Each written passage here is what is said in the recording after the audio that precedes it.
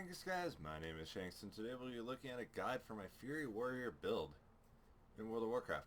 Now, this build is kind of different than others. It goes off of wild strikes instead of the execution spam. Those are two buttons in the same talent tree, or talent line. And they equal out to about the same damage, so I was just like, you know what, I enjoy actually just pressing buttons more rather than relying on a proc. So that's why I went with the Wild Strikes build. Now, the difference between the two builds, right, is the fact that I just almost always have a button to push rather than waiting on that proc to do a huge execute crit. Now, when the execute crit does happen and you hit a button and it hits for, I don't know, 80k or something like that, yeah, you feel really good. But then you realize I've gotten in 4 Wild Strikes in the same amount of time, which each hit for 22k. And we about equal out to the exact same amount of damage. Now,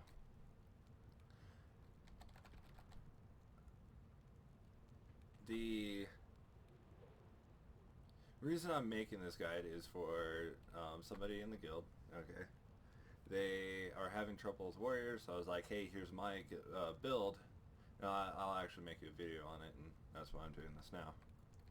So let's jump right into the talents, right? So you're gonna go double time. Alright, Juggernaut is pretty good. It's really up to personal preference between these two. You're not going to take Warbringer in a PvE environment. It's all going to be double time or Juggernaut. You just want to be able to charge more, and both of these do it pretty effectively. If you have a boss who, I don't know, creates an ad every 13 seconds, then Juggernaut's actually a little bit better. But generally I like to take double time. Just having 2 charges is just alright. I'll take the double charge over the charge every 12 seconds. Level 30, we're going to be taking a regeneration. It's really the only choice here. You do have second wind and impending victory.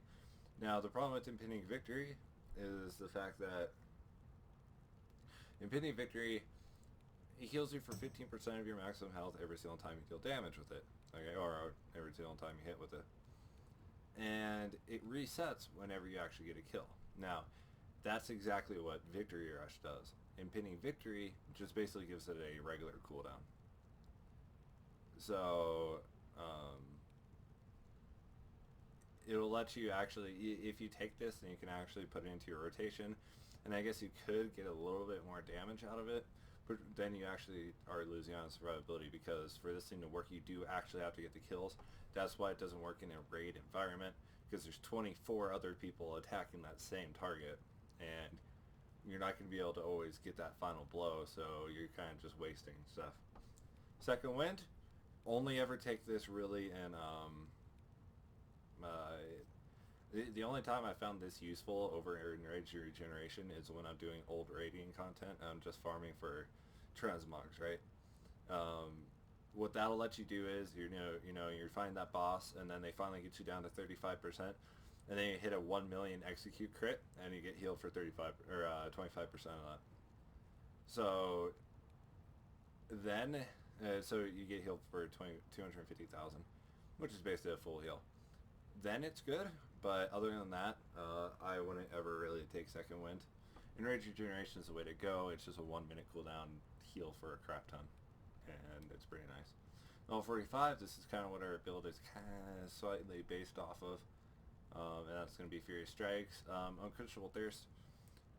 Now, when I was starting to play the Warrior, I thought that this was definitely the best talent at this tier, but it turns out that that's the exact opposite. The problem with this talent is I realized that Bloodthirst is already on a low cooldown at 4 seconds anyways, so this really isn't helping that much. Since when you factor in there's also a global cooldown, there's really only it's only really a 2-second cooldown, and generally you're pressing other buttons between the Bloodthirst anyways, so you're actually losing out basically. If you actually have this, you won't really be pressing your Raging Blows and Wild Strikes, and if you do, this is actually really not worth it at all.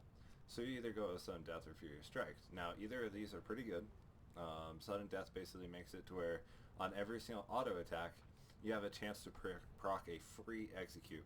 That means that you can cast it even when they're above 20% health. even when they're above 20% health, you can actually cast and execute and do a lot of damage in one hit. And it actually doesn't cost any rage either, which is really nice. The problem that I have with the talent is you're actually waiting on a proc. Now, I always like to be hitting buttons, and this doesn't help with that, so that's why I go Furious Strikes. Wild Strikes cost 25 less rage, which puts that at which reduces it from 45 to 20. So you can actually get off a crap ton of Wild Strikes, and you're just having fun, just mutilating something with how many Furious or Wild Strikes that you're getting off.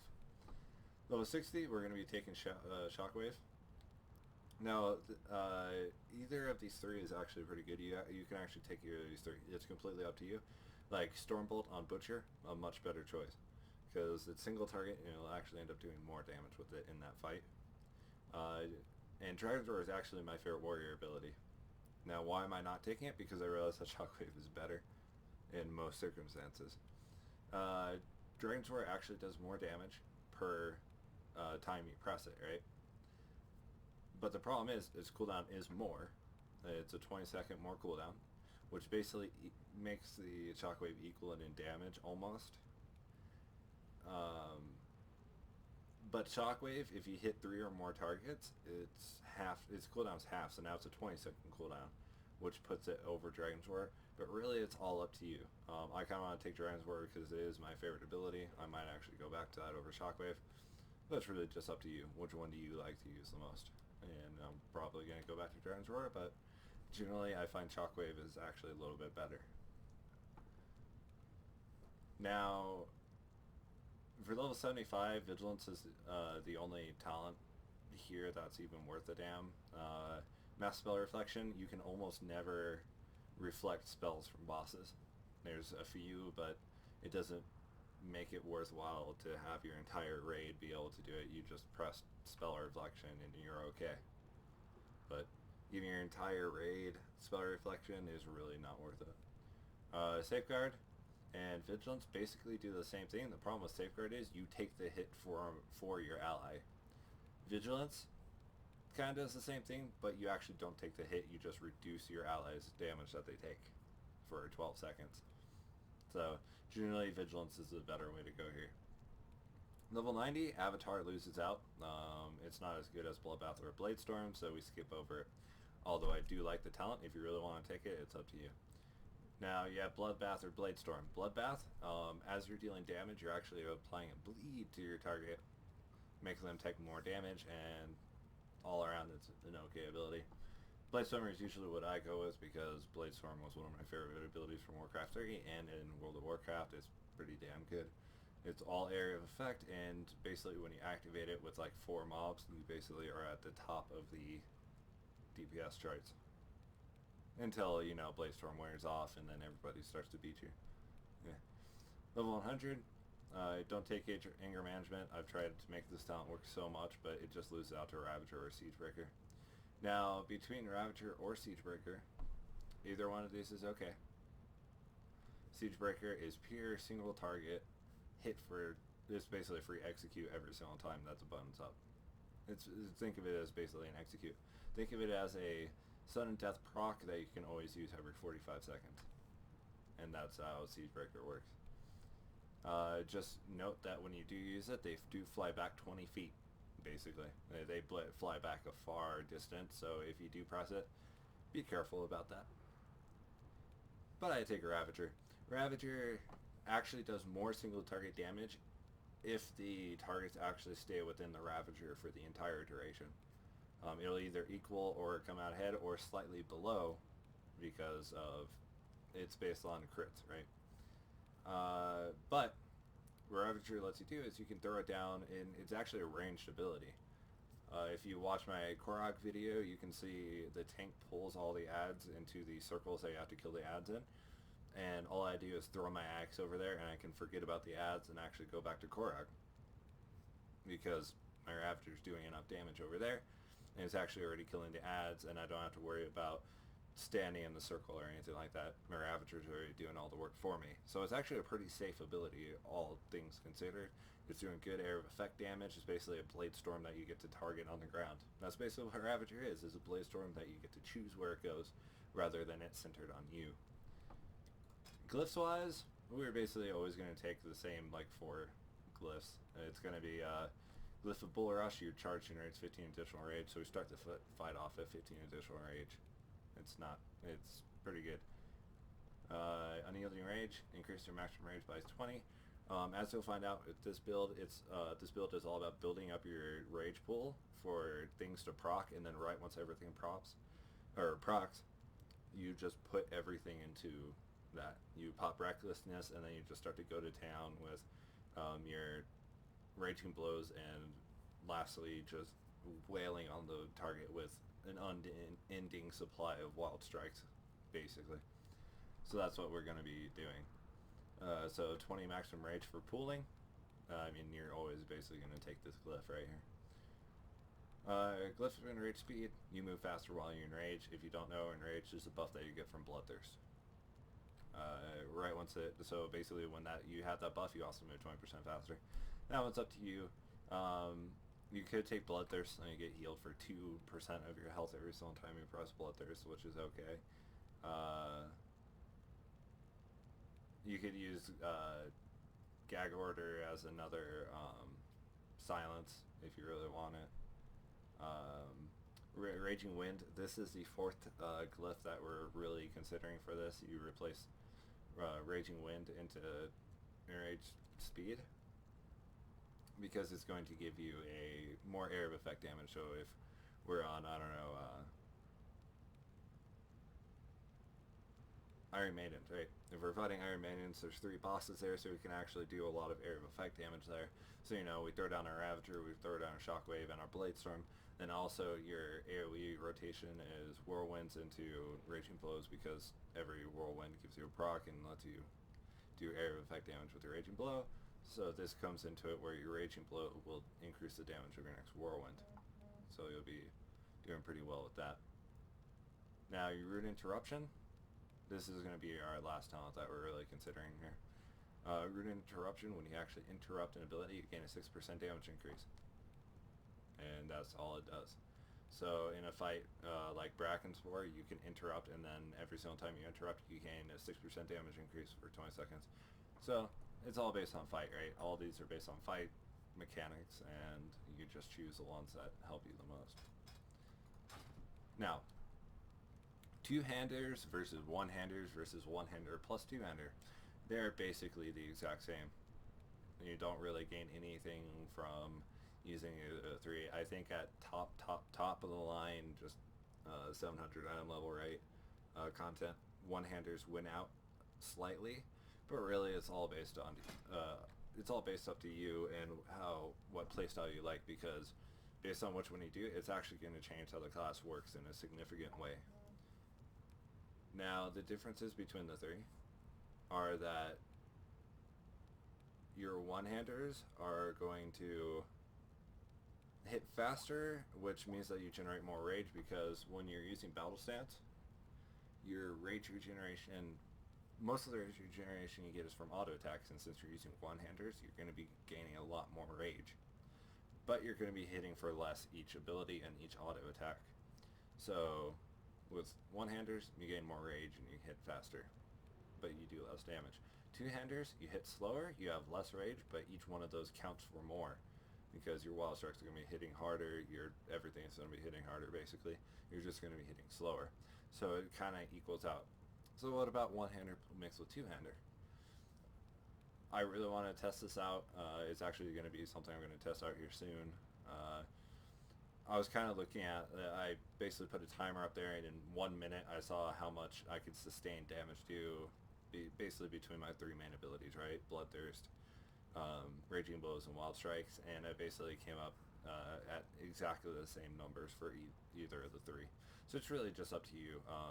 The reason you want to go with 1-hander with the 2-hander, you want to make sure that you put your 2-hander in the offhand, the 1-hander in your main hand, is the fact that you still gain more rage by using the 1-hander in your main hand. So you're auto attacking faster, so you're still getting the extra rage.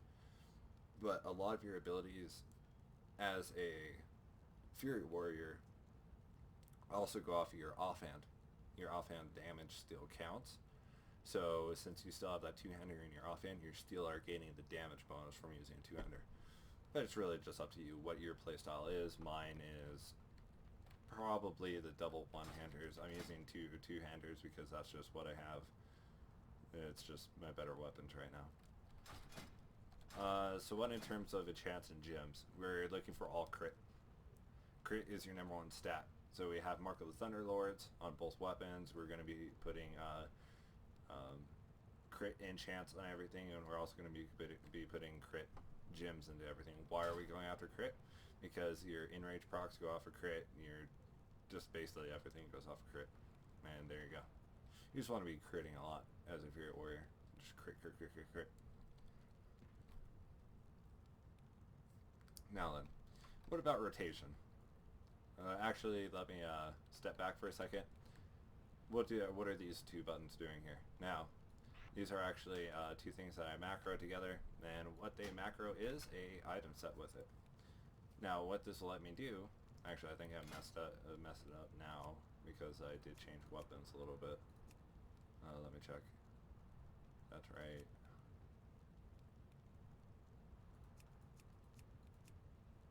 So let's equip that.